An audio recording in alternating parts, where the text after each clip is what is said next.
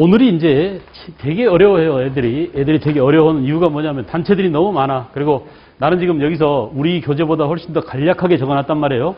간략하게 적어놨는데 이보다도 훨씬 더 복잡합니다. 그래서 복잡한 내용들을 교재를 들어가서 하기로 하고 선생님이 설명하기 위해서 미리 써놨어요. 여기 들어가기 전에 뭘 해야 되냐면 대한민국 임시정부를 할 차례예요. 기억나시죠? 지난 시간에 우리가 3.1운동까지 했습니다. 3.1운동. 3.1운동은 하나의 중요한 팩트고 우리 근현대사뿐만 아니라 우리 민족 전체의 역사를 통틀어서 정말 중요한 대사건이었다. 전 세계에 3.1운동만큼 우리 민족이 영향력을 크게 행사한 그런 적이 별로 없었다라고 했습니다. 자, 51쪽 보실까요? 51쪽 우리 교재가 아주 잘 돼 있어요. 이거 시험 끝나도 버리지 말고 고등학교 가서 계속 써먹으세요. 알겠죠? 이 교재를 들고 다니면 정말 여러분들이 뿌듯함을 느낄 거야. 고등학교 막상 올라가 보세요. 이제 지금은 잘 모르겠지만. 그래서 교재를 들고 51쪽 보시면 대한민국 임시정부 수립과 활동 나왔어요. 대한민국 임시정부가 정식으로 임시정부가 세워지기 이전에 국내에도 있었고 국외에도 있었고 여러 개의 임시정부가 있다고 그랬죠. 지도에서 한번 찾아보자. 국내에는 무슨 정부가 있었어요? 한성정부. 오케이. 표시에 동그라미 한 번씩 해봐. 손으로 자기가 뭔가 흔적을 남겨두는 게 중요합니다. 한성정부. 자, 한성정부 이외에 저 멀리 블라디보스톡에 뭐가 있었어? 대한국민의회가 있었죠. 이 대한국민의회 대통령이 누구였어요? 손병희네. 오케이. 알겠냐? 알겠어요? 손병희가 블라디보스톡에 있는 대한국민의회라는 임시정부의 대통령 노릇을 하기도 했었구나. 박영효, 갑신정변 때 김옥균하고 함께 갑신정변에 참여했던 박영효가 부통령이기도 했습니다. 알겠죠? 국무총리에 이승만이 올라있군요. 이승만. 그래서 임시정부 정식 대한민국 임시정부 상하이 임시정부의 대통령이 이승만이지만 이렇게 블라디보스톡 대한국민의회의 여기 임시정부에 뭐도 겼다고? 국무총리 역할을 이승만이 하고 있었다라는 점. 그 다음에 이제, 대한민국 임시정부. 상하이에 있는 상하이 대한민국 임시정부가 있습니다. 그래서 이 세 가지를 통합해서 하나로 묶었어요, 하나로. 이게 바로 뭐야? 정식 대한민국 임시정부예요. 알겠죠?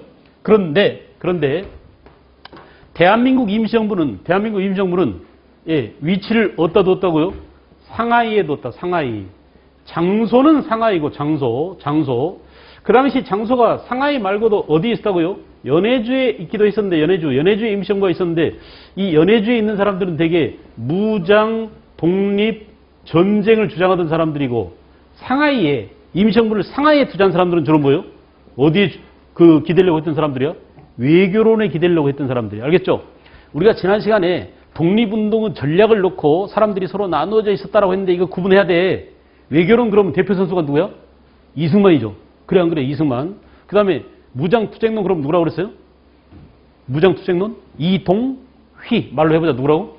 이동휘. 대표적인 연해주 출신의 우리가 일본을 상대로 직접 무기를 들고 싸워야지 선진국한테 미국이나 영국 이런 나라들한테 기대가지고 그들의 힘에 의존해서는 안 된다라고 했던 사람들이 바로 주로 북한도나 아니면 블라디보스톡 그러니까 연해주 쪽에 있었습니다. 그런데 대한민국 임시정부 장소가 상하이로 정해졌다는 얘기는 결국 뭘 의미해요? 임시정부의 방략, 즉 독립운동의 방략을 뭘로 잡았다? 외교론으로 삼았다라는 얘기입니다. 이해하시겠어요? 외교론으로. 그래서 외교론이 우세했었다라는 점, 우세했었다.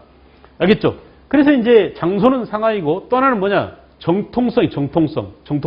누구를 오리지널 버전으로 삼을 것인가? 국내에 있었던 한성정부, 그 다음에 연해주에 있었던 대한국민의회, 그리고 상하이 임시정부 이 세 가지 임시정부를 통합시키면서 누구를 오리지널로 삼냐, 오리지널 버전으로 삼냐 하면 국내의 한성정부야. 이해하겠지? 그래서 국내에 있는 한성정부가 정통성을 인정받고 위치는 상하이로 정하고, 알겠어요? 위치가 상하이로 정해지면 뭐라고요? 외교론이 탄력을 받았다. 외교론이 우세했다라는 점. 알겠죠? 이렇게 대한민국 임시정부가 차려졌습니다. 자, 그런데 임시정부는 뭐뭐 했느냐? 오른쪽 봐봐요. 활동 내용. 그래서 군자금 모금. 외워야 돼? 외우지 않아도 돼? 다 알 수 있는 겁니다. 외우지 않아도 돼요. 군자금을 모금하고 외교활동을 벌이고 별 성과를 거두지 못함 줄거라. 알겠어요? 외교로는 애시당초 우리가 미국이, 영국이 우리를 독립시켜 줄까요? 절대 안 합니다. 우리가 미국이나 영국이나 프랑스나 이런 놈들의 본질이 뭐라고 그랬어요? 제국주의라고 그랬죠. 딴 나라를 자기네 나라의 이득을 위해서, 자기네 나라의 경제적 이득, 자기네 나라의 민족적 이득을 위해서 다른 나라를 쳐들어가도 돼라고는 이 나쁜 배타적 민족주의, 국수주의적 성격을 가진 이놈들이 우리나라를 독립시켜줄 생각이나 꿈이나 꾸고 있었겠어요? 말도 안 되는 소리예요. 그래서 별 성과를 거두지 못했다. 외교활동. 군사활동 보세요. 만주지역 무장부대를 직할 부대로 두었다. 줄긋습니다. 자, 물어볼 수 있어요. 출제 가능성이 있어. 줄거. 중요 표시하고. 임시정부 직할 군대는 광복군 사령부, 광복군 총영, 광복자가 붙어있으면 되게 임시정부 거예요. 알았어요? 무슨 말 알겠죠? 그리고 봐봐. 맨 마지막에 모든 독립운동 단체의 맨 마지막에 김구 선생이 조직한 한국광복군, 여기도 뭐가 들어있어? 광복자가 들어있죠. 알겠죠? 이렇게 한국광복군, 얘들아 고개 들어. 한국광복군, 광복군 총영, 육군 조만 참의부 이 세 가지는 임시정부가 직접 거느리고 있는 직할 군대였다라는 점에서 출제 가능성이 높아. 알겠죠? 대한민국 임시정부가 직접 거느린 임시정부의 군대가 뭐가 있었느냐? 한국광복군, 또 한국광복군 총영, 그죠? 총사령부, 광복군 사령부, 그 다음에 육군 주만 참의부. 줄그세요. 육군 주만 참의부. 지난 시간에 선생님이 잠깐 언급했었는데 육군 주만 참의부는 압록강 건너에 있었던 참의부, 정의부, 신민부 가운데 그 참의부입니다. 이해하겠죠? 자유시 참변 이후 돌아와서 컴백해서 만든 3부 가운데 하나, 참의부, 정의부, 신민부 가운데 그 참의부는 뭐라고? 대한민국 임시정부의 직할 군대였다라는 점. 알겠어요? 그래서 광복군 총영, 육군 주만 참의부, 한국 광복군 이런 것들이 전부 다 임시정부의 직할 군대였고, 그 다음에 이제 문화활동으로서 줄만 그으세요. 사료 편찬소, 역사 자료를 편찬하기도 했었고, 그래서 독립운동의 사료를 정리했었죠. 그 다음에 독립신문을 간행. 여러분, 독립신문은 옛날 독립협회 기간지인 독립신문이 있었잖아. 그거 말고 임시정부 기간지도 독립신문이 있었다라는 점 구분할 줄 알 것. 임시정부의 신문, 독립신문이 있었다. 됐죠? 그 다음에 이제 52페이지로 왔습니다. 52페이지. 자, 여러 가지 임시정부의 활동이 나오는데 그동안 잘 출제됐던 게 그거예요. 임시정부는 초창기에는 주로 외교 활동을 했었다. 왜냐? 임시정부 근거지가 어디에 있다고 얘들아? 상하이에 있다는 점으로 미루어서 이해하겠죠? 만약에 임시정부를 연해주나 또는 북한도에 뒀다면 그때는 뭐요? 아마 무장투쟁에 기반을 두고 무장투쟁을 위주로 했을 텐데 임시정부 위치를 상하이로 했다는 점은 외교에 기반을 두었다는 거예요. 왜냐하면 상하이는 그 당시에 세계 여러 나라 외교관들이 설치되어 있어서 중국에. 중국은 완전히 세계 그 반식민지가 돼 있었거든요. 그래서 이놈 저놈들이 이미 상하이에 많은 외교 관청들을 두고 외교 특구가 지정돼 가지고 그 치해복권지대야. 그러니까 함부로 그 일본이라든지 다른 나라 놈들이 또는 무력을 행사할 수 없는 그런 지역이란 말이에요. 그래서 상하이가 외교 활동을 하기에 자유로웠기 때문에 임시정부 근거지를 상하이로 뒀다. 그러나 외교 활동은 열강의 외면으로 실패했다. 열강 동그라미 해봐. 우리가 항상 이 열강 이렇게 막연하게 하지 말고 본질을 여러분들 한번 써봐. 자기 손으로. 열강의 본질은 뭐예요? 제국주의 이렇게 쓰면 되겠죠. 이놈들이 제국주의인데 침략 세력인데 그들이 과연 우리를 도와줄까? 이렇게 생각해야 됩니다. 제국주의의 침략 세력을 그 지닌 열강이 우리의 독립운동을 도와줄 리가 없다. 알겠죠? 그러다가 이제 1923년에 연대 내가 연대 말 잘하네요. 1923년 뭐라고? 국민대표회의가 개최되었다. 왜 임시정부의 국민대표회의가 개최됐느냐? 무장투쟁론과 외교론 간의 갈등 때문에. 이걸 아주 잘 묻습니다. 알겠죠? 1923년 임시정부가 잘 끌어나가지지 않은 거야. 임시정부가 갈등이 많았어요. 문제가 많았어요. 탈도 많고 말도 많아. 그 탈도 많고 말도 많은 그 탈이란 게 뭐냐? 야, 일본을 상대로 싸워야 된다? 아니야. 서양한테, 강대국한테 우리가 외교론에 기대해야 된다. 이렇게 싸우자, 외교활동에 주력하자. 이 두 문제를 놓고 서로 싸웠단 말이야. 알았어요? 그래서 이 문제를 해결하기 위해서 야야 그럼 다 모여봐. 우리 그러면 이참에 임시정부를 완전히 깨자. 임시정부를 깨서 없애버리자 라고 하는 사람들은 창조파예요. 알겠어요? 창조파. 그래서 임시정부를 해체하자라는 사람들이 창조파고, 아니야. 우리가 어떻게 만든 임시정부인데 3.1운동 후 뒤를 이어서 3.1운동 후 그 열기를 이어받아가지고 우리가 애써서 임시정부를 만들었는데 이런 문제 때문에 임시정부를 깨면 되겠냐? 리모델링 하자. 이거 뭐야? 개조파예요. 개조가 리모델링이잖아. 그래 안 그래? 있는 집 완전히 허물어버리지 않고 개조해서 쓰면 이게 뭐야? 리모델링이죠. 임시정부도 그러니까 지금 문제가 많지만 수선해서 잘 고쳐서 쓰자. 이렇게 얘들아 고개 들어. 1923년 임시정부 뭐가 열렸다고? 국민 대표회의가 열렸다. 거기서 쟁점이 뭐냐? 창조파와 개조파가 서로 대립했다. 내용은 뭐 때문에? 싸울 것이냐, 외교활동에 의존할 것이냐라는 문제를 놓고. 알겠죠? 자, 여러분. 우리가 3.1운동의 열기를 받아가지고 독립운동의 리더로서 독립운동의 주도적인 방향을 세우고 국민들을 이끌어갈 임시정부를 세우자라고 해서 세워놨지만 이렇게 임시정부는 말도 많고 탈도 많았습니다. 그래서 1920년대 중반쯤 되면 이제 무장투쟁파가 에이쌍 더 이상 너네 놈들하고 같이 안 붙어 있어. 비겁하게 말이야 강대국한테 기대려고나 하고 외교론이 실패한다는 거 뻔이야. 야 3.1운동 때 우리가 뭘 주장했었어요? 3.1운동 때 윌슨의 민족 자결주의가 있었죠. 그래서 우리도 독립시켜줘라고 했는데 강대국이 우리를 독립시켜줬어 안 시켜줬어? 안 시켜줬잖아. 이미 뻔히 우리를 도와주지 않을 걸 뻔히 알면서도 외교론에 기대지 말자고 했으면서도 그래도 아직도 외교론을 주장한단 말이야. 개새끼들 우리 안 붙어있을까 하고 떨어져 나가서 누가? 이동희 같은 사람들이. 알겠죠? 그래서 이렇게 무장투쟁파 동그라미하고 이동휘라고 씁니다. 이동휘, 신채호 이런 사람들이 이제 죽기를 무릅쓰고 싸워야지 어떻게 강대국한테 외교론에 기대기만 하느냐 이렇게 떨어져 나갔어요. 그래서 외교론의 대표 선수가 누구라고 그랬어? 이승만이죠. 그 당시 대통령이었던 이승만이 1925년 임시정부 시절에 탄핵을 받았습니다. 중요 표시하세요. 몇 년이라고? 1925년. 임시정부 때 벌써 대통령 이승만이 잘렸습니다. 대통령에서. 알겠죠? 그 당시 임시의정은 요즘 같으면 국회죠. 국회에서 대통령 아웃 해가지고 대통령을 잘랐다니까. 임시정부 때. 알겠어? 넌 새끼 제대로 막 끌지도 않고 그 당시 이승만은 지가 대통령이면서 하와이에 있었어요. 미국에. 그러면서 말이야 거기서 돈 걷어가지고 지가 다 쓰고 있는 거야. 임시정부에 돈도 안 주고. 그러니 얼마나 성질 나겠어요. 우리는 지금 피 흘려 싸우고 무기가 급하고 말이지. 총알이 없고 그러는데 자기는 맨 칵테일 파티하고 말이지 와인 글라스에다가 따라가지고 말이지 리셉션하고 맨날 외교적으로 한다고. 그 동포들한테 돈 걷어가지고 돈 다 쓰고 돈도 안 보내주는 거야. 그래서 이승만을 탄핵했어. 알겠죠? 몇 년이라고? 1925년. 그래서 임시정부 때 벌써 이승만이 탄핵을 받기도 했다. 그러나 야 그렇다고 임시정부를 깨면 되겠냐라고 애써 임시정부를 보듬고 안고 간 사람은 누구냐? 임정고수파. 사람 누구겠어요? 임시정부로 딱 떠오르는 그 인물이야. 누구야? 김구 선생님. 백범 김구라고 씁니다. 알겠죠? 이승만을 자르고 백범 김구가 뭐요? 임시정부를 애지중지 그나마 이거라도 아픈 자식이지만 우리 자식 아니냐? 이놈을 보듬고 말이야 가야지 하면서 임정고수파라고 그래. 그래서 임정고수파에 의해서 명맥이 유지되고 있었다. 자, 그러다가 이제 이 김구 선생이 안 되겠다. 우리 임시정부의 존재감을 알려주자. 도대체 사람들이 임시정부 있는지도 모르고 말이야. 임시정부 가난해가지고 청사를 얻을 돈이 없었어요. 정부 건물이 없는 거야. 임시정부 건물이. 그래도 어떻게 했어요? 장관들 있잖아. 차관 이런 사람들이 접시 닦기였고 리어카 끌고 그랬어. 알겠어? 그리고 그 동포들 집에 돌아다니면서 밥 얻어먹고 밥 빌어먹고 이런 정도로 가난했습니다. 임시정부가. 알겠죠? 그래서 김구 선생이 이제 안 되겠다. 뭔가 우리 임시정부의 존재감을 알릴 수 있는 이벤트를 하나 벌이자라고 한 게 바로 뭐냐?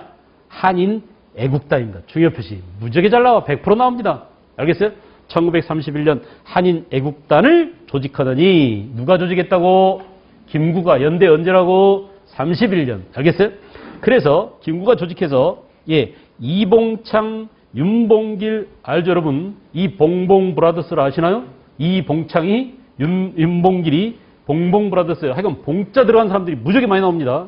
알겠어? 그런데 윤봉길, 이봉창 봉자 들어간 사람이 뒤에 나오면 30년대야. 봉봉 브라더스가 나올 때는 31년이에요. 알겠어요? 그래서 이 봉봉 브라더스는 이봉창이 먼저 동경에서 천왕국에다가 폭탄 던집니다. 근데 선거에서 실패했어요. 실패로 끝났어요. 도시락 폭탄이 안 터졌어요. 알겠죠? 그래가지고 말이야. 그래가지고 거기 그 다리 천왕국에 들어가는 다리 옆에다 던졌는데 이게 안 터져가지고 이 안 터진 사건을 당시 중국 신문 상하이일보가 보도를 했습니다. 어떻게 보도했냐면 우리 중국은 일본한테 절절매고 있는데 그 중국의 40분의 1밖에 안 되는 조선의 청년 이봉창이라는 청년이 천왕궁에 직접 가가지고 거기다 폭탄을 던졌다. 그런데 이 터져야 되는데 안 터져가지고 말이야 애석하게 됐다라고 신문에 썼어. 신문 내용이 뭐라고? 폭탄이 터져야 되는데 애석하게도 안 터졌다 이렇게 썼단 말이야. 이 내용을 보고 누가 성질내겠어요? 일본 놈들이죠. 그래 뭐야? 그럼 폭탄이 터져서 우리 천황이 죽어야 된단 말이야? 하면서 일본이 누구한테 화를 내? 중국한테 화를 내. 중국 누가 어떤 신문이 이 기사를 냈다고? 상하이일보가 내 말 들어봐. 무슨 일보? 상하이일보. 그래서 일본이 요걸 빌미로 상하이를 쳐들어갔습니다. 알겠죠? 이게 상하이 사변이야. 말로 해봐. 뭐라고? 상하이 사변. 여러분, 스토리 구조를 보세요. 이봉창이 김구 지시로 어디에다가 천왕궁에 폭탄을 던졌다? 근데 불발했다? 근데 이 사태를 누가? 상하이일보가 보도했다? 뭐라고 보도했냐? 애석하다고 보도했다? 그래서 쫑따고 난 일본이 뭐야 이 새끼들아? 그럼 폭탄이 터졌어야 된단 말이야 하면서 상하이를 쳤다? 그리고 상하이를 뒤지게 밟았다. 누가? 일본이. 중국은 완전히 개피밭아. 우리 때문에. 그래 안 그래? 그런데 그 상하이 사변에서 중국을 이긴 일본이 상하이 사변 전승 기념 파티를 상하이에 있는 훈코우 공원에서 열었어요. 그래서 그 당시 일본 육군대장 시라카를 비롯해서 육군 장성급, 그 다음에 그 고위 관직자들 다 모여놓고, 야, 우리가 드디어 이제 중국 상하이까지 먹었으면서 막 지랄 떨고 있을 때, 봉봉 브라더스 가운데 누가 나타났어? 윤봉길 의사가 나타났어요. 알겠어요? 그래서 이 윤봉길 의사가 바로 이 일본 육군대장 시라카가 연설하고 있던 그 연난 위에다가 폭탄을 던졌습니다. 그 장면이 사진이 남아있어, 지금까지도. 알겠죠? 그래서 윤봉길 의사는 그 자리에서 체포됐습니다. 그죠? 이 구조, 시간 순서, 다시 합니다. 김구가 조직한 무슨 단체, 얘들아, 이걸 알아야 돼. 우리가 시험에 나올 때는 이걸 알아야 돼요. 김구가 만든 무슨 단체? 한인 애국단 소속 2명. 한 사람 뭐? 이봉창 먼저. 나중에 누구? 윤봉길. 이봉창이는 동경 천왕궁에, 알겠죠? 천왕한테 폭탄을 던졌고, 그 다음에 윤봉길이는 상해사변 이후에 상하이 훈코우 공원에서 폭탄을 던진 사람이 윤봉길이다. 알겠어요? 확실하게 뭘 심어줬어? 김구 의도대로 확실하게 뭘 심어줬어요? 우리 임시정부의 존재감을 알렸죠. 봐라, 독립운동가들이 살아있다. 얼마나 존재감이 강했느냐. 그 당시 말이야, 일본한테 짓밟힘을 당한 중국으로서는 완전히 개망신하겠습니다. 그래가지고 막 너무 분해가지고 이를 박박 갈고 있는데 그 중국의 아픈 속내를 누가 시원하게 긁어줬어요? 누가 시원하게 긁어줬어? 우리 윤봉길 의사가. 그래 안 그래? 그래서 당시 중국 총통인 장제스가 야, 중국의 100만 군대가, 중국의 몇 억 국민이 하지 못하는 그 일을, 중국의 100만 군대가 하지 못하는 일을 조선 청년 한 명이 해냈다라고 극찬을 했습니다. 그래서 그다음부터 말이야, 이 거짓골로 살고 있는 우리 임시정부에 대해서 중국 중화민국이 많이 도와줬어요. 무기도 기관총도 대주고, 군복도 대주고, 식량도 대주고, 청사도 빌려주고 이런 일을 했단 말이야. 한 사람의 역량이, 알겠죠? 이렇게 조국 광복에 엄청난 희망을 준 겁니다. 누구라고? 윤봉길. 뭐라고? 훈코우 공원에서. 알겠죠? 그래서 그 밑에 그 아리랑을 쓴 님 웨일즈라는 사람이 쓴 그 글을 한번 읽어보세요, 여러분들. 그러다가 이제 그 이후에 1930대 후반이 되면 결국 임시정부는, 근데 문제는 뭐예요?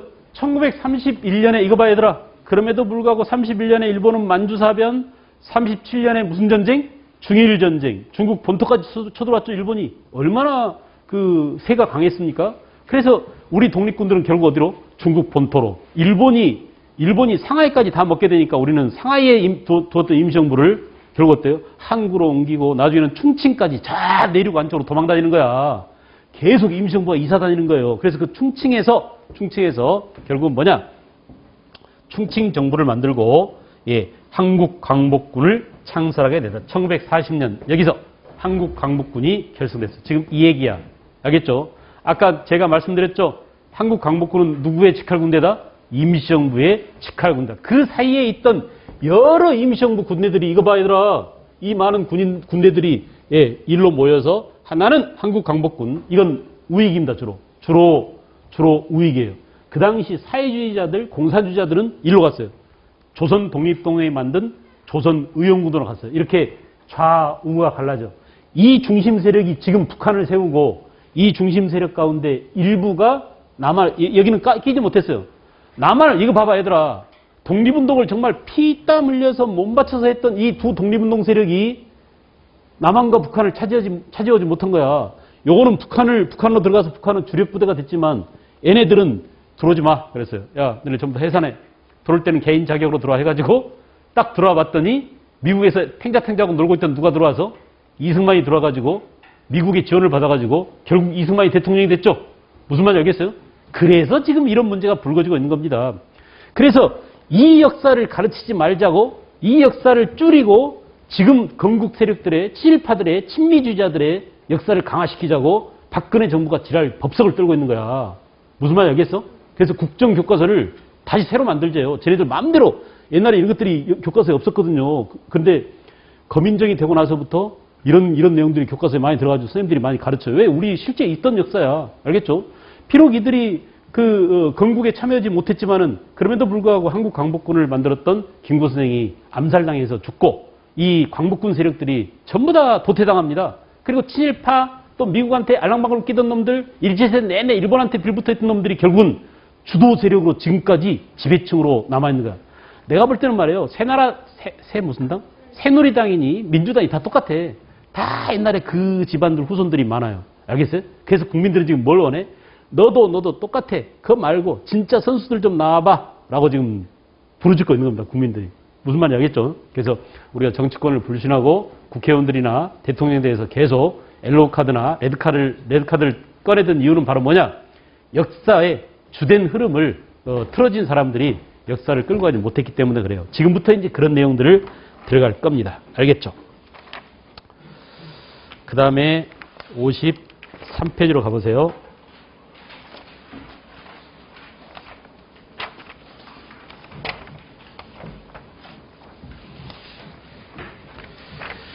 자, 무장 독립전쟁의 전개. 돼 있죠?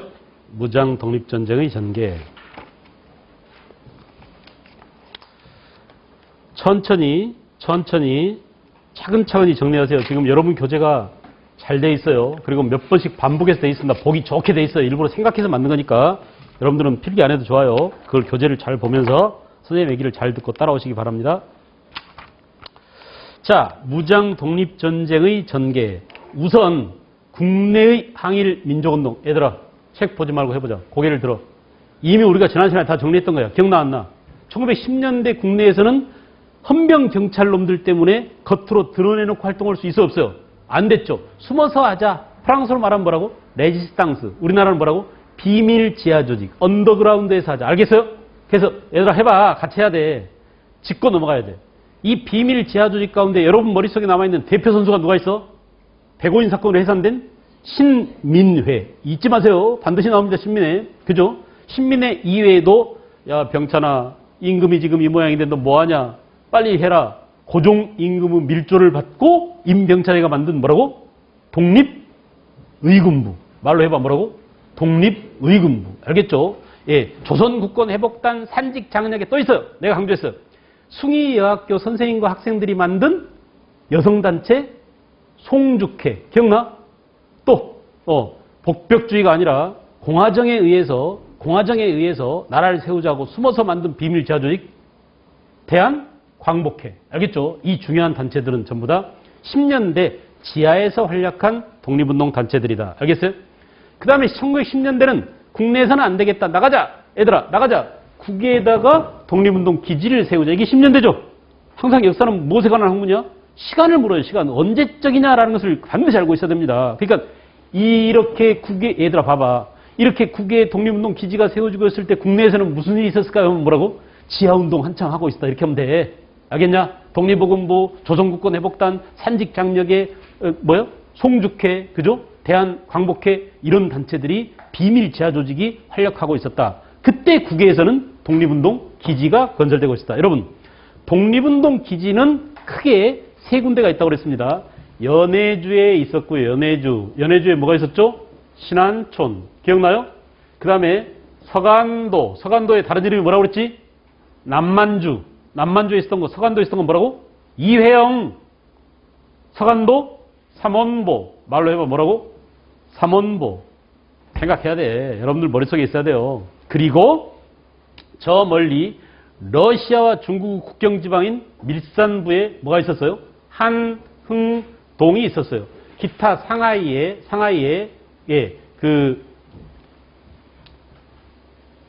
신안 청년단 있었습니다. 김규식의 신안 청년단. 알겠죠? 이렇게 여러 독립운동 단체들이 해외에 만들어지고 있었다. 기타 북간도에는 용정이라든지 길림이라든지 또는 왕청이라든지 석현이라든지 이런 도시들이 그 자체가 하나의 독립운동 기지였었다. 오케이? 됐죠? 그리고 보세요. 그리고 1920년대는 뭐냐? 자, 1920년대 들어와서는 국내 항일운동이 60만세 운동이 먼저. 그 다음 뭐예요? 나중에 1929년에 광주 학생 항일운동이 나중에. 됐죠? 지난 시간에 우리가 크게 그려본 표 안에 다 정리했죠? 3.1운동 뒤를 이어받아서 대규모 만세 시위 사건이 일어났는데 몇 년대라고? 20년대. 26년에 뭐? 60만세. 29년에 뭐? 광주 학생 항일운동. 내 말 들어봐, 얘들아. 내가 강조했어요. 규모가 더 컸던 것들은, 그러니까 3.1운동만큼은 아니지만 전국적인 규모로 만세 시위가 일어난 것은 60만세 운동이었어요. 광주 학생 항일운동이었어요. 광주 학생 항일운동이라고 그랬어요. 알겠죠? 60만세 운동부터 봅니다. 60만세 운동. 60만세 운동은 줄 거세요. 순종의 인산날을 계기로, 그죠? 순종의 인산날을 계기로 해서 3.1운동 계승이라고 씁니다. 계승. 뒤에다 계승자 빠졌어요. 3.1운동 바톤을 이어보자. 야, 우리 3.1운동 때 누구 인산날을 계기로 일어났어? 3.1운동은? 고종황제였죠. 그러니까 순종이 또 돌아가 있어. 맞아, 그래. 옛날 고종황제가 돌아갔을 때 우리가 3.1운동 일으켰지. 이제 순종황제께서 돌아가셨으니까 이때를 계기로 해서 우리 또 한번 해보자. 옛날 그때의 기억을 되살려서 이렇게. 알겠어요? 3.1운동 뒤를 이어받아서 일어났습니다. 또 하나는 뭐냐? 일제의 수탈과 식민지 교육 정책에 대한 반발. 줄거세요. 식민지 교육 정책에 대한 반발. 그래서 60만세 운동은 일본의 식민지 교육에 대한 반발의 성격이 강하다. 전개. 그래서 누가 일으켰어요? 학생들 동그라미. 학생 동그라미. 그리고 사회주의자 동그라미 해라. 알겠죠? 왜냐하면 시험에 나올 때는 60만세 운동인지 광주 학생 항일 운동인지 구분이 안 가요. 왜냐하면 60만세 운동도 누가 주도했다고? 학생들이. 광주 학생 항일 운동도 누가 주도했다고? 학생들이. 그런데 학생 조직과 사회주의자 계열이 손을 잡고 일으킨 게 뭐예요? 60만세 운동이에요. 광주는 아니야. 광주 학생 운동 아니에요. 알겠죠? 그래서 학생과 사회주의자가 연합해서 일으킨 그런 뭐예요? 60만세 운동이에요. 알겠어요? 그래서 구분을 잘 하실 것. 그 다음에 일제의 사전 감시와 탄압으로 적발됐습니다. 사전에 그 탄압 받았어요. 그래서 결국 사회주의자들은 참여하지 못하고 계획은 함께 세웠지만 사회주의자들은 참여하지 못하고 뭐냐?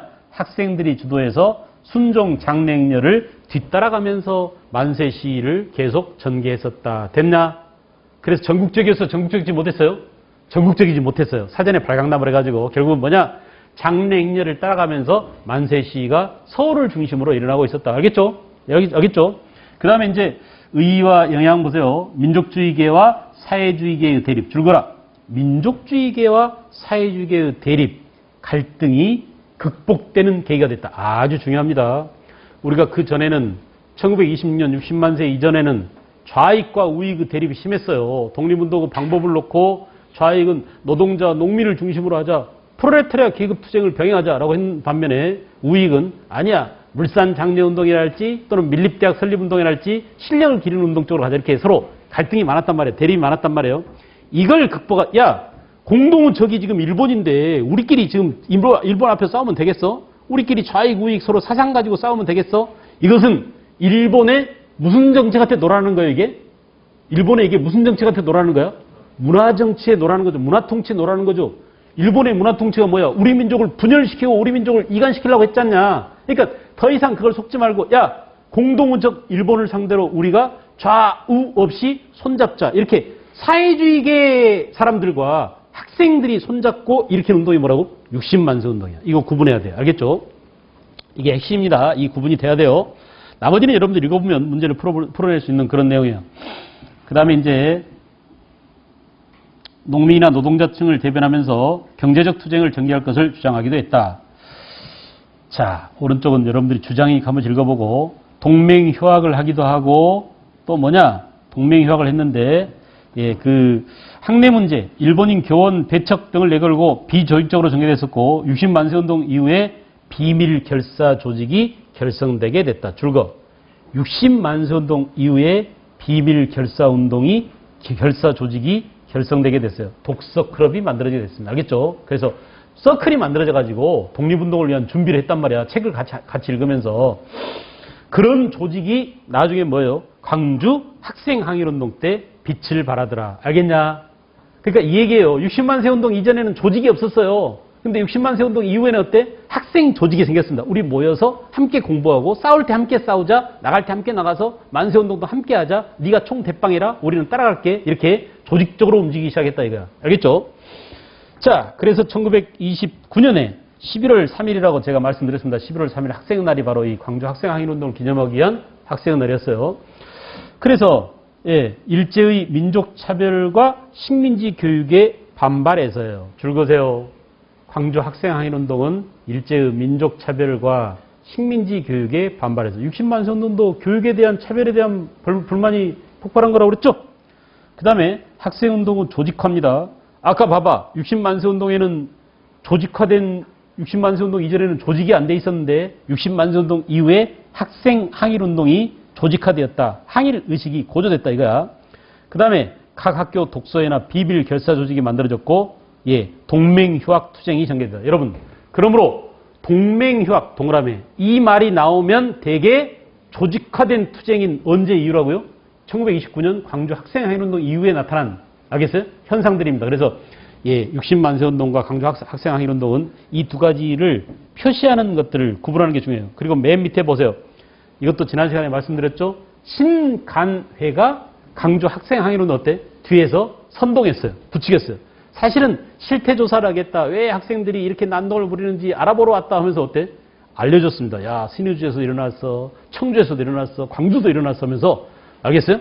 뒤에서 부추겼어요. 누가? 신간회가. 1910년에 해산된 신민회는 지하조직이고 지금 여기서 하려고 한 신간회는 광주 학생항일운동을 뒤에서 부추긴 이 신간회는 합법적인 단체다, 불법적 단체다. 합법적인 조직이다. 알겠어요? 그래서 좌우익 합작단체로서 중요하다고 했습니다. 됐죠? 학생들 간의 충돌 동그라미에서 충돌 동그라미. 이 충돌이 어디서 일어났어요? 나주에서 광주까지 왔다 갔다 하는 기차 있었습니다. 선생님 고향이 원래 나주예요. 전라도 나주야. 나주에서 이제 광주까지 그 당시에는 기차로 통학하는 학생들이 많았어요. 기차 타면 지금도 한 30분 정도 걸립니다. 근데 그 당시에 여학생이 박기옥이라는 여학생이 있었어요. 근데 그 박기옥이 기차 이렇게 타고 서 있는데 일본 놈들이 와서 건드렸어. 여학생을. 머리 이렇게 댕기머리 길게 따고 있잖아. 이 머리를 댕기를 잡아다닌 거야, 여학생들이. 근데 자기 누나를 건드린 것을 옆에서 보고 있던 사촌동생 박준채라는 이 사촌동생이 그걸 봤어요. 그래가지고 여러분 같으면 가만히 있겠어요? 자기 누나 머리끄댕이를 잡고 건드리는데 일본 놈들이 가서 아구통을 한 방 날렸어. 그래갖고 기차에서 싸움이 붙은 거야. 일본 놈 학생하고 우리 학생들하고. 그래가지고는 광주역에 내렸어요. 내려서 이제 한바탕 신라는 했겠죠. 그런 다음에 때 너네들 수업 끝나고 이따 다시 보자라고 했어요. 학교에서 싸워본 사람만 알아 이거. 나중에 수업 끝나고 다시 보자라고 하면 학교 생활이 제대로 되겠어 안 되겠어. 하루 종일 싸울 생각만 하고 학교에서 그 수업은 전혀 들어오지 않을 겁니다. 그래 안 그래? 근데 일본 놈들은 그 당시에 일본인 유도부들, 야구부들 이런 애들 다 동원해가지고 운동하는 놈들 어깨들 있잖아. 등치 큰 놈들 다 동원했어요. 광주에 와서 있는 놈들. 광주역에 나가보니까 일본 그 체육 선생들까지 다 동원돼가지고 말이야.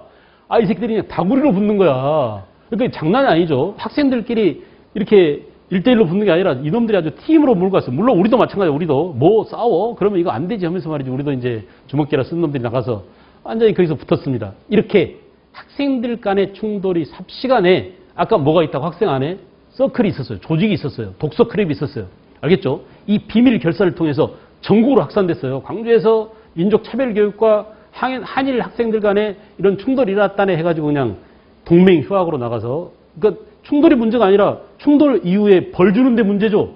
한국 학생들은 정학 먹이고 퇴학시키고 벌 주고 일본 놈들은 봐주고 알겠어요? 이런 차별적 교육이나 차별적 태도에 불만을 품고 전국적으로 들불처럼 만세 시위 사건이 퍼져나갔다. 60만세 운동은 전국적이지 않지만 광주 학생항일운동 그래서 뭐라고? 전국적인 만세 시위 사건이었다. 3.1운동 이후 최대의 만세 시위 사건은 뭐? 광주 학생. 내가 지금 5번째 얘기하고 있습니다. 알겠죠? 그 다음에 이제 의 보세요. 의. 학생들과 시민들이 합세한 3.1운동 이후 최대 줄거세요. 3.1운동 이후 최대의 항일민족. 이 말이 나오면 이 표현이 나오면 광주 학생 항일운동이다. 표시해. 책에다 표시하세요. 경민아 책에다 표시하면서 해. 오른쪽에는 60만 운동 때의 구호와 그 다음에 광주 학생 항일운동 때의 구호가 서로 다릅니다. 구호 내용을 가지고 이건 60만 세 운동 거야, 이거는 광주 학생 항일운동 거야, 이렇게 구분할 수 있도록 여러분들이 한번 읽어보시기 바랍니다. 그 다음에 54쪽으로 넘어왔습니다. 자, 아까 이제 우리가 우스갯소리로 봉봉 브라더스 그랬는데, 그때의 봉봉 브라더스는 이봉창, 윤봉길이죠. 가운데 봉자 들어간 분이고, 지금 이렇게 54쪽에 나오는 의열단을 만든 분은 김원봉이에요, 뒤에. 알겠어요? 김원봉 말고도 또 이 봉자 들어간 사람이 누가 있냐면, 이거 봐봐, 얘들아. 이거 봐봐. 나중에 삼부통합운동에서 다시 둘로 갈라져서 만든 사회주의계 조직 가운데 하나인, 뭐예요? 조선혁명당 소속의 조선혁명부를 만든 양세봉입니다. 이 양세봉은 얼마나 유명한 사람이냐면, 우리 독립운동사에서 빛나는 영웅일 뿐만 아니라 중국 사람들도 존경에 맞지 않는, 중국에서도 이 사람 기념비를 세울 정도로 유명한 양세봉이에요. 알겠어요? 그래서 내가 지금 얘기하는 세 봉자를 기억해 주세요. 아까 누구누구 있다고? 봉봉 브라더스 누구누구? 이봉창, 윤봉길이는 무슨 사건으로 끝나버려? 뭘로 끝나요? 애국단으로 끝나죠. 김구가 만든 애국단에서 그 사람들은 이벤트를 다 벌렸어. 그리고 목숨이 끝나, 거기서. 그러니까 몇 년도에 끝나? 31년에 이미 팩트가 정해졌단 말이야. 그 뒤로는 이름이 안 나와. 이봉창, 윤봉길. 그 이후에 나오는 봉봉 브라더스는 전부 다 이름이 뒤에 봉자가 붙어있는 사람들이야. 그 중에 꼭 기억해야 될 사람이 누구라고? 김원봉이에요. 지금 김원봉이는 뭘 만들었냐, 얘들아? 봐봐. 지금 김원봉 뭘 만들었어? 의열단을 만든 사람 누구라고? 김원봉. 기억해라. 그 김원봉이 선생님, 우리 애들이 지금 완전히 기가 죽어 있어요. 제발 우리 애들이 일본 놈들을 상대로 기죽지 않고 싸우게 글 좀 하나 써주세요 해가지고 이 김원봉이 누구를 찾아갔어요? 신채호를 찾아갔어. 그 신채호가 뭘 써줬어요? 신채호 거기 봐봐. 뭐 있어? 밑에 신채호 사진 나와 있죠? 조선혁명선언 줄 거세요. 신채호 사진 위에 조선혁명선언. 이 신채호의 유명한 글을 받아냈습니다. 누가요? 김원봉이가. 알겠냐? 김원봉과 누구? 신채호 사이. 신채호가 선생님이에요. 그래서 신채호가 윗사람이고, 그래서 김원봉이 의열단을 만들면서 의열단원들에게 줄 수 있는, 알겠죠? 무장 독립투쟁을 위해서 몸 바쳐 피 흘려 나라를 위해서 기꺼이 한 몸 바칠 수 있는 그런 투쟁심을 기를 수 있는 글을 써달라 해가지고 김원봉한테 받아낸 글이 뭐라고? 신채호한테 받아낸 글이 뭐라고? 김원봉이가? 조선혁명선언입니다. 알겠죠? 다시 정리하자. 김원봉이 만든 단체 뭐? 의열단. 됐어요? 그 의열단이 뭐 했느냐? 맨 오른쪽에, 맨 위에 박재혁, 최수봉, 또 누구예요? 김익상, 김상옥, 나석주. 아는 사람 누가 있어? 말고. 김상옥 알아요? 대학로에 가면 이 사람이 도시락 폭탄 들고 이렇게 서 있는 동상이 있습니다. 김상옥. 알겠죠? 김상옥 중요합니다. 또 아는 사람. 나석주 유명하죠. 왜 나석주가 유명할까? 동양척식회사에 폭탄을 던졌어. 다시. 동양척식회사는 뭐 하던 회사야? 네? 일본 놈들이 우리 농민한테 빼앗은 땅을 일본 놈들한테 불화해주는 토지 불화회사죠. 그러니까 농민들이 가장 원통해하고 농민들이 가장 쳐죽일 놈들 하면서 농민들의 불만이 제일 많은 기관이 뭐겠어요? 동양척식회사야. 그 농민들의 울분을 대변한 사람이 누구라고? 나석주입니다. 그런 시험에 나오겠냐 안 나오겠냐? 나온단 말이야. 알겠어요? 그래서 나석주, 김상호, 그 다음에 김익상은 조선 총독부에 폭탄을 던졌어요. 야, 폭탄을 던져도 어디다 던졌나에 따라서 차이가 있잖아. 밀양경찰서 또 뭐예요? 부산경찰서보다는 전국 경찰서 가운데 제일 중심에 있는 경찰서가 어디야? 종로경찰서입니다. 왜 그럴까요? 서울 시내 한복판에 종탑을 만들었어. 그게 바로 뭐야? 보신각입니다. 거기다가 종이 있잖아. 그 종이 있는 그 길이 뭐야? 종로예요. 알겠죠? 그 동네가 우리나라 한복판이라니까. 그러니까 종로경찰서에 폭탄을 던졌다라고 하면 상징성이 있죠. 누구라고? 종로경찰서? 예, 김상호, 그죠? 그 다음에 조선총독부 상징적이죠? 그리고 나석주, 이 세 가지. 알았어요? 정리합니다. 이제 머릿속으로 구분하세요. 주먹에 날 봐. 책 보지 말고. 책이 중요하기도 하지만 책에 있는 것을 담아서 결국 어디다 집어넣어야 돼? 내 머릿속에 집어넣어야 돼. 다시 해보자, 얘들아. 애국단 소속의 김구 지령을 받고 일본 천안궁에 폭탄 던지고 일본 시라카와 대장을 폭사시킨 봉봉 브라더스는 먼저 누구? 이봉창. 나중에 누구? 윤봉길. 끝이야. 알겠죠? 이게 1931년 일이고 순서 다 알죠? 그리고 지금 여기는 뭐예요? 의열단. 누가 만든 의열단? 김원봉이 만든. 그 김원봉이 무슨 글을 받아냈다고 신채호한테? 조선혁명선언. 알겠어요? 그리고 그 글을 읽고 감동 먹고 그래 내 몸 하나 기꺼이 폭탄 던져서 일본 놈 침략의 원흉 그들이 살고 있는 그 집에다가 개박살 내겠다 하면서 뛰어갔던 사람들이 바로 누구예요? 여기 나온 최수봉, 박재혁 또는 김익상, 김상옥, 나석주인데 꼭 알아둘 사람이 김익상, 김상옥, 나석주입니다. 이 사람이 나오면 단체 뭐다? 의열단. 사람 누구다? 김원봉. 알겠죠? 그리고 그들한테 감동을 줬던 글 뭐가 있다고? 조선혁명선언, 신채호의 글. 함께 연결시킬 것. 알았냐? 중요한 거 다 했어, 지금. 중요한 거 다 걷어냈어, 우리가. 그리고 나머지는 이제 그 내용을 쫙 읽어오면 알 수 있는 겁니다. 그런데 왼쪽 아래 봐봐요. 의열단 활동의 변화. 개별적인 폭력 투쟁의 한계를 인식해서 줄거.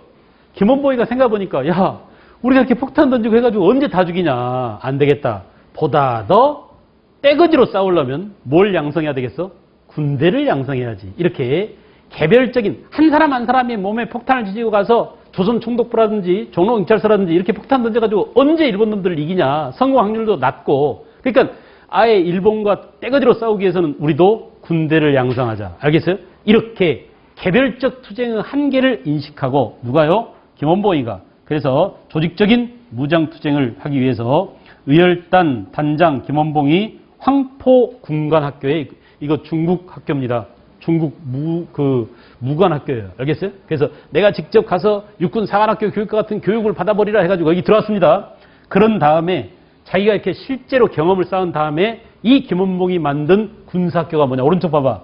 조선혁명 군사 정치 간부학교야. 줄거. 조선혁명 군사 정치 간부학교. 여러분 지금 우리 머릿속에 누구 이름이 기억되고 있어야 돼? 누구 이름이? 김원봉. 됐냐? 고개 들어 얘들아. 고개 들어. 김원봉이 만든 단체 뭐? 의열단. 됐어요? 의열단. 그리고 또 뭘 만들었다고? 황포군관학교 입교. 그죠? 조선혁명 군사 정치학교 설립. 그래서 뭘 만들었어?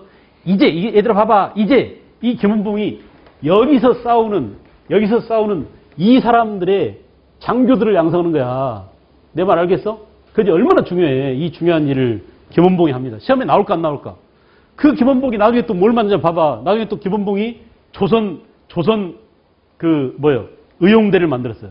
그래서 조선 의용대를 만들어가지고 이 의용대 가운데 일부 사회주의자들은 북한으로 가버리고 조선 의용군으로 가버리고 좌익 쪽으로 그 나머지를 끌고 김원봉이 누구랑 합쳤어? 김구하고 합쳤습니다. 그래서 만든 게 한국광복군이란 말이야. 얼마나 중요해요. 시험에 나올까 안 나올까? 무조건 나온단 말이야. 누구라고? 김원봉. 기억하세요? 김원봉. 황포군관학교. 그런 다음에 이제 김원봉이는 그 밑으로 화살표가 내려가 보세요. 중국 국민당 지원으로 알만하죠. 중국 남경에서 군사 정치 교육기관인 조선혁명 군사 정치 간부학교를 만들고 그 다음에 이제 1935년 7월 달에 중요 표지 별표 왕창 해놓으세요. 조선민족혁명당이 창당되면서 의열단을 없애고 김원봉이 만든 모든 단체들을 없애고 김원봉이 일로 들어가는 거야. 일로 들어갔어요. 요거. 알겠죠? 지금 이게 중요해요, 이게. 그래서 나머지 그 전에 만들었던 김원봉이 만들었던 의열단, 그 다음에 조선혁명 정치 군사 간부학교 이거 다 없애고 여기에 전부 다 올인한다 이거 몰빵. 알겠죠? 여기에 올인했다 이거 김원봉이.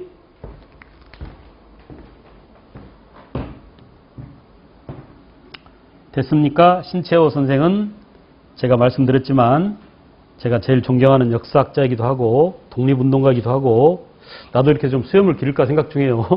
위에만. 안중근도 위에 수염을 길렀더라고. 신채호도 그렇고. 그래 안 그래? 그래서 수염을 기르면 좀 훌륭한 사람이 될까 고민 중입니다.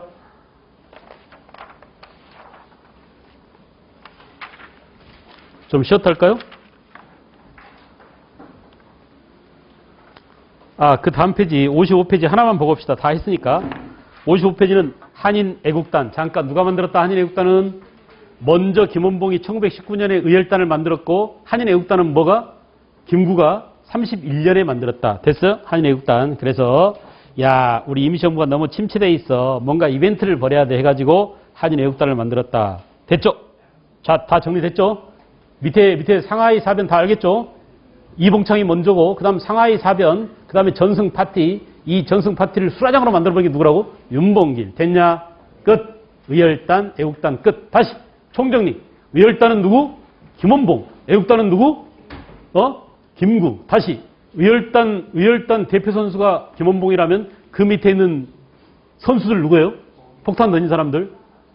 박재여, 최수봉, 김익상, 나석주, 오케이. 무리들. 이 팀이 한 팀이야. 이렇게 묶어두세요. 그리고 김구 밑에 누구? 윤봉길, 이봉창이 먼저, 윤봉길이 나중. 됐어요? 구분. 그 정도 알면 문제 다 풀려. 알겠지? 그 정도에서 구분이 된 문제 다 풀려요. 중요해. 핵심이에요. 이걸 몰라가지고 맨날 헷갈리는 거야. 맨날 틀린 거 또 틀리고 이렇게 그 자기 모순에 빠집니다. 그래서 이 정리를 분리수거를 잘 해줘요. 알겠죠? 그 다음에 칠판에 적어진 이 내용이 이제 총정리, 독립운동이 어떻게 피 흘려 못 맞춰 나라를 위해서 헌신했는가 이런 과정들을 쉬었다가 다시 또 정리하도록 하겠습니다.